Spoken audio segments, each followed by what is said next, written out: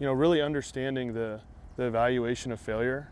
We attack failure when it really happens, and I see it a lot in the youth game where, there's not as much preparation, and then something happens we want to attack in that moment and not really even revisit it. But I love that you got a plan in the bullpen, right? You bring that plan to the game. Something goes wrong, we obviously, hey, let's write it down, let's take that back, and then incorporate all of our catchers in that talk, all of our pitchers in that talk to make sure that everybody's getting a piece of that lesson. Yeah. And I think that's, again, that collaboration of coaches understanding what failure really is, tend to see a lot of sheltering from adversity as opposed to using it as a teacher. So, how do you really embrace the idea of like, hey, we got to let them fail? There's a lot of coaches can't do that,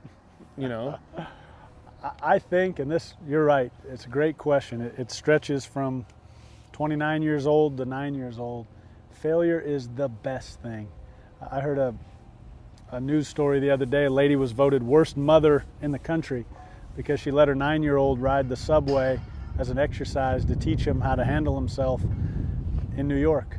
Now, whether you do it or not, I don't know. I'd have to think that one through. But what she's trying to do is she's trying to put her son in a survival setting. Not survival, he's fine, but he's going to ride this thing. He's in unfamiliar. And what she said is he came back more emboldened to speak to people, look at them in the eye. You're teaching at that age by putting them in these situations. I tell our guys all the time that you fail forward, but failure is what you want. It means you're going to the edge of your comfort zone. It means you're getting pushed. So, I can't stress that enough for young parents. Let them fail, let them struggle. When they struggle at home, fan the flame of struggling, because that's where they're going to make their biggest breakthroughs.